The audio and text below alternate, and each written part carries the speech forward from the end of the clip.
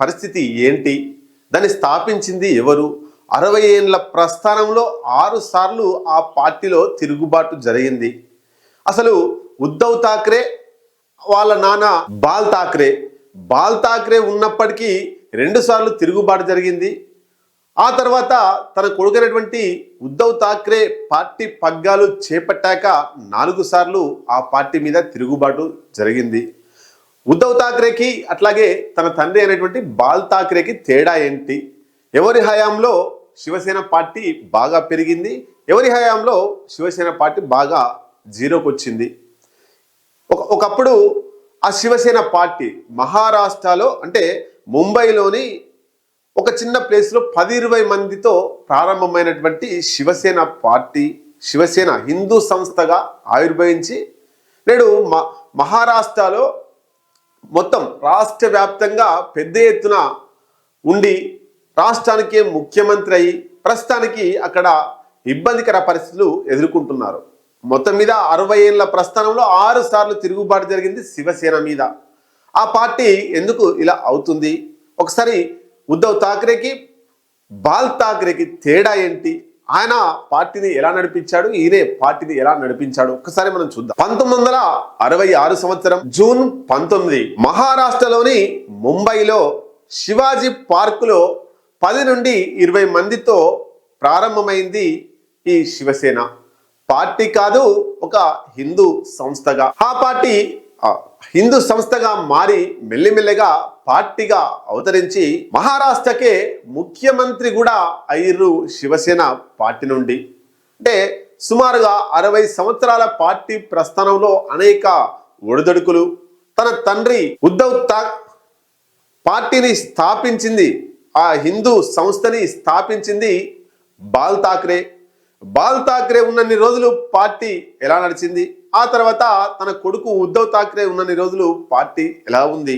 మొత్తం మీద బాల్ ఠాక్రే 1980 వరకు బాల్ ఠాక్రే ఎమ్మెల్యేగా ఎంపీగా ఈ శివసేన నుండి ఎవరు కూడా పోటీ చేయకుండా ఉన్నాడు. బీజేపీ వచ్చిన తర్వాత, బీజేపీ ఎంటర్ అయిన తర్వాత వీళ్ళు ముంబై అక్కడక్కడ మాత్రమే పోటీ చేశారు. అంటే బాల్ ఠాక్రే ఉద్దేశం ఏంటంటే ఆయన ఉన్నన్ని రోజులు, ఆయన బ్రతికి ఉన్నన్ని రోజులు ఒక ఎమ్మెల్యే ఎంపీ ఎక్కడ కూడా ఒక ప్రజాప్రతినిధి కూడా పోటీ చేయలేదు. తను ఎప్పుడు ప్రజాప్రతినిధి కావాలని, మంత్రో ముఖ్యమంత్రో ఇంకా ఏదో ఒక పదవి కావాలని ఏనాడు ఆరాటపడలేదు, ఆశపడలేదు. అయితే బాల్ ఠాక్రే పిలిపిస్తే లక్షల మంది కదిలి వచ్చేది. ఒకానొక దశలో పోలీస్ వాళ్ళు శాంతి భద్రతల సమస్య రాకుండా ఉండాలంటే బాల్ ఠాక్రే దగ్గరికి వచ్చి ఒప్పించి పోయేది.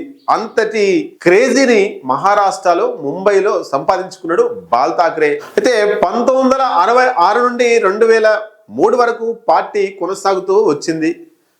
ముందు హిందూ సంస్థగా, తర్వాత పార్టీగా కొనసాగుతూ వచ్చింది. 2003 తర్వాత బాల్ ఠాక్రే కొడుకైనటువంటి ఉద్ధవ్ ఠాక్రే పార్టీ పగ్గాలు చేపట్టాక అతని విధానాలు, ఉద్ధవ్ ఠాక్రే విధానాలు నచ్చక బాల్ ఠాక్రే భార్య రుషి ఠాక్రే, అట్లాగే బాల్ ఠాక్రే మరో కొడుకు ఆదిత్య ఠాక్రే, పార్టీ కీలక నేత సంజయ్ రావు, వీళ్ళంతా కూడా పార్టీని, ఉద్ధవ్ ఠాక్రే విధానాలు నచ్చక శివసేన పార్టీని వదిలి వాళ్ళు న్యూట్రల్ గా ఉన్నారు.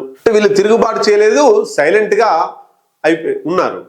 ఆ తర్వాత 1991లో చెగోల్ భుజ్బే అనేటువంటి ఒక ముఖ్య నాయకుడు తిరుగుబాటు చేసిండు. బాల్ ఠాక్రే నాయకత్వంలోనే శివసేన పార్టీ నడుస్తున్నప్పుడు చెగోల్ భుజ్బే అనే వ్యక్తి బాల్ ఠాక్రే పార్టీ మీద ఆయన వ్యతిరేకంగా పనిచేయడానికి ప్రయత్నం చేస్తే దాన్ని బాల్ ఠాక్రే వెంటనే సెట్ చేసుకుంటూ వచ్చిండు. అది మొదటి తిరుగుబాటు శివసేన మీద. ఆ తర్వాత 1999లో గణేష్ నాయక్ అనేటువంటి మరొక కీలక నేత మరొక తిరుగుబాటు చేసిండు. అది రెండవ తిరుగుబాటు. అది కూడా శివసేన పార్టీ బాల్ ఠాక్రే ఆధ్వర్యంలో నడుస్తున్నప్పుడు. అంటే ఇక్కడ మనం మొత్తం చూడొచ్చు, బాల్ ఠాక్రే ఆధ్వర్యంలో పార్టీ నడుస్తున్నప్పుడు 2 సార్లు తిరుగుబాటు జరిగింది. ఒకటి 1991లో చెగోల్ భుజ్బే ఆధ్వర్యంలో, 1999లో గణేష్ నాయక్ ఆధ్వర్యంలో 2 తిరుగుబాట్లు జరిగినా కూడా పార్టీ చెక్కు చెదరకుండా కాపాడుకుంటూ వచ్చిండు బాల్ ఠాక్రే. ఆ తర్వాత జరిగినటువంటి 2003 తర్వాత ఉద్ధవ్ ఠాక్రేకు పార్టీ పగ్గాలు ఇచ్చిన తర్వాత 4 సార్లు అక్కడ తిరుగుబాటు జరిగింది శివసేన మీద. ఉద్ధవ్ ఠాక్రే నాయకత్వంలో పార్టీ నడుస్తున్నప్పుడు ఒకటి 2005లో నారాయణ్ ఠాక్రే అనేటువంటి కీలక నేత శివసేన పార్టీ మీద తిరుగుబాటు చేసిండు. 2006 సంవత్సరంలో బాల్ ఠాక్రే మేనల్లుడు రాజ్ ఠాక్రే ఆ పార్టీకి రాజీనామా చేసి ఆయన మహారాష్ట్ర నవనిర్మాణ సేన అనేటువంటి ఒక పార్టీని పెట్టుకుంటూ అది ఇప్పటికీ కొనసాగుతూనే ఉంది మహారాష్ట్రలో. ఆ తర్వాత జరిగినటువంటి పరిణామాలలో 2016కు సంబంధించి అసెంబ్లీ ఎన్నికలు జరిగినాయి మహారాష్ట్రలో. అక్కడ ఉద్ధవ్ ఠాక్రే డిప్యూటీ సీఎం అయిండు. ఫడ్నవీస్ బీజేపీ పార్టీ తోటి పొత్తు పెట్టుకున్నటువంటి శివసేనకు డిప్యూటీ సీఎం ఇచ్చిర్రు.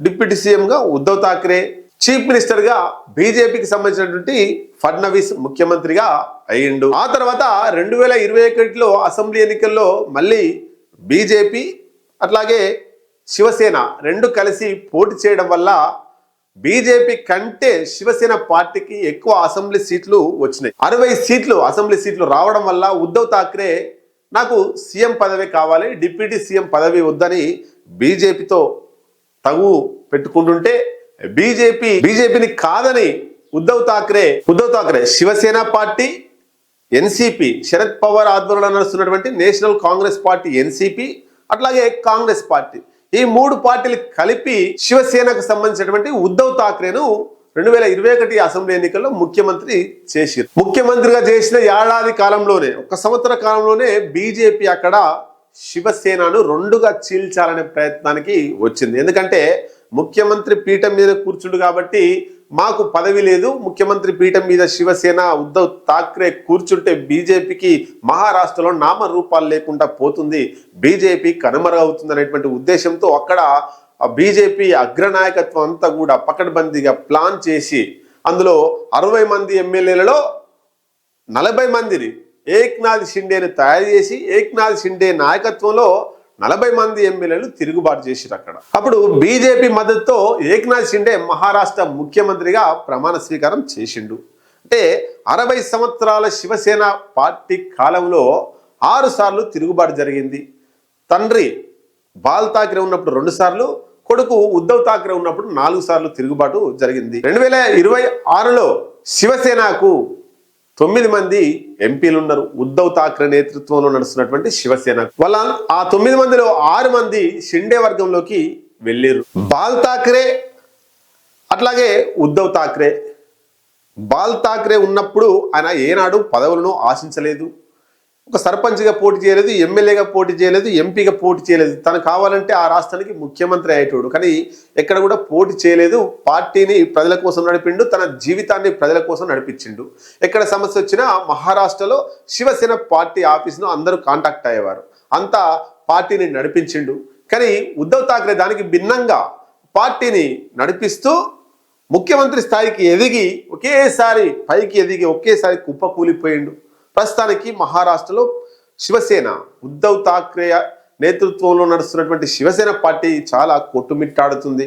అయితే బాల్ ఠాక్రే ఉన్నప్పుడు శివసేన పార్టీ గుర్తు బాణం గుర్తు. 2023లో షిండే ఏక్నాథ్ షిండే వర్గానికి ఈ బాణం గుర్తును కేటాయించింది ఎన్నికల సంఘం. దాంట్లో కేంద్ర ప్రభుత్వం హస్తం ఉంది, రాష్ట్ర ప్రభుత్వం బీజేపీ ఉంది, అట్లాగే ఎన్నికల సంఘం కూడా బీజేపీకి అనుకూలంగా ఉంది. కాబట్టే ఏక్నాథ్ షిండేకు శివసేన బాల్ ఠాక్రే బాణం గుర్తు ఇచ్చారు అనేటువంటిది అప్పుడు రాజకీయ వర్గాల్లో చర్చ నడిచింది. అట్లాగే ఉద్ధవ్ ఠాక్రేకు దివిటి గుర్తు ఇచ్చిర్రు. మొత్తం మీద ప్రస్తుతానికి మహారాష్ట్రలో ఉద్ధవ్ ఠాక్రే ఆధ్వర్యంలో నడుస్తున్నటువంటి శివసేన గ్రౌండ్ లెవెల్లో పట్టు కోల్పోయింది. 19 ఏళ్ల కాలంలోనే ఉద్ధవ్ ఠాక్రే నేతృత్వంలో 4 సార్లు శివసేన పార్టీ చీలిపోయింది. తండ్రి కాలంలో 2 సార్లు చీలిపోతే దాన్ని సెట్ చేసిండు, మళ్ళీ పటిష్టంగా పార్టీని నడిపించిండు. అయితే ఇక్కడ బాల్ ఠాక్రే మీద కూడా కాంగ్రెస్ పార్టీ ఆరోపణ చేసింది. 1992లో జూలైలో బాల్ ఠాక్రే అనే వ్యక్తి పార్టీని నడిపిస్తూ ఆయన పార్టీని కుటుంబంగా మొత్తం మీద దాంతో డబ్బులు సంపాదిస్తున్నాడు, దీని మీద ఎంక్వైరీ చేయాలనేటువంటిది 1992లో ఎంక్వైరీ కమిటీ కూడా కాంగ్రెస్ పార్టీ వేసింది. అయినా ఆయన భయపడకుండా పార్టీని ముందుకు నడిపిస్తూ 2023 వరకు కూడా బాగా నడిపించుకుంటూ వచ్చిండు. ఆ 2023 తర్వాత అనేక రకాల వర్గాలు ఏక్నాథ్ షిండే రూపంలో పెద్ద దెబ్బ శివసేన పార్టీకి తగిలింది. అయితే ఆ 92లోనే తన మనసుకు గాయమైంది. నేను ప్రజల కోసం పార్టీని నడిపిస్తున్నా, కానీ నన్ను కుటుంబంగా నడిపిస్తున్నారు, తర్వాత డబ్బులు తీసుకుంటున్నారు, డబ్బుల సంపాదన ధ్యేయంగా శివసేన పార్టీని తీసుకొచ్చిర్రు అని చెప్పేసి కాంగ్రెస్ పార్టీ ఎంక్వైరీ చేస్తే బాల్ ఠాక్రే మనసు నొచ్చుకొని ఆయన రాజకీయాలకు దూరంగా ఉంటా, రాజకీయాలు నాకు వద్దని ఆయన పోయి ఇంట్లో కూర్చుంటే ప్రజలే బాల్ ఠాక్రే దగ్గరికి వెళ్ళి ఖచ్చితంగా మళ్ళీ మీరు రాజకీయాల్లోకి రావాలి, ప్రత్యక్షంగా ఉండాలి, ప్రజల కోసం పనిచేయాలి అంటే మళ్ళీ ఆయన రాజకీయాల్లోకి వచ్చిండు. ఏనాడు కూడా ఆయన పదవుల కోసం ఆశపడలేదు. సేమ్ ఇప్పుడున్నటువంటి పరిస్థితులలో బాల్ ఠాక్రేకి ఉద్ధవ్ ఠాక్రేకు చాలా తేడా ఉంది. సో ఈ ఉద్ధవ్ ఠాక్రే బాల్ ఠాక్రే తీసుకున్నటువంటి నిర్ణయాల వల్ల పార్టీ 2003 వరకు చెక్కు చెదరకుండా 1966 వరకు కొనసాగింది. కానీ 2003 నుండి 2026 వరకు 19 సంవత్సరాలలోనే ముఖ్యమంత్రి అయ్యిండు, ఇంటి పోయిండు, గ్రౌండ్ లెవెల్లో నిర్మాణం చెక్కు చెదిరింది. కార్యకర్తలు చెల్లా చెదరవుతున్నారు. పార్టీ ఉంటుందా పోతుందా ఉద్ధవ్ ఠాక్రే వర్గం అనేటువంటిది కూడా చర్చ నడుస్తూ ఉంది. చూద్దాం మరి రాబోయే కాలంలో ఎట్లాంటి నిర్ణయాలు తీసుకొని ఆ పార్టీ పునర్నిర్మాణం చేస్తారా లేదా పార్టీ కనుమరుగైపోయే అవకాశం ఉందా చూద్దాం. ఇట్లాంటి సిచ్యువేషనే ఆంధ్రప్రదేశ్లో కూడా జరిగింది. ఎన్టీఆర్ పార్టీ పెట్టిండు, తెలుగుదేశం పార్టీని. కాంగ్రెస్ పార్టీకి వ్యతిరేకంగా ఎన్టీఆర్ తెలుగుదేశం పార్టీని తీసుకొచ్చిన 6 నెలల్లోనే ముఖ్యమంత్రి పీఠం మీదకి వచ్చిండు. ఆయన పార్టీ మీద ఎన్నిసార్లు తిరుగుబాటు జరిగింది? నాదెండ్ల భాస్కర్ రావు తిరుగుబాటు చేసిండు, చంద్రబాబు తిరుగుబాటు చేసిండా? అసలు ఏంటి తెలుగుదేశం మీద ఎన్టీఆర్ మీద ఎన్నిసార్లు తిరుగుబాటు చేసిర్రు? ఎవరెవరు తిరుగుబాటు చేసిర్రు? చంద్రబాబు వైఖరి ఎన్టీఆర్ మీద ఏంటి అనేటువంటిది మనం నెక్స్ట్ వీడియోలో చేద్దాం. ఈ వీడియో మీకు రావాలంటే సబ్స్క్రైబ్ చేయండి, లైక్ చేయండి, షేర్ చేయండి. మహారాష్ట్రలో ఒక ఊపినటువంటి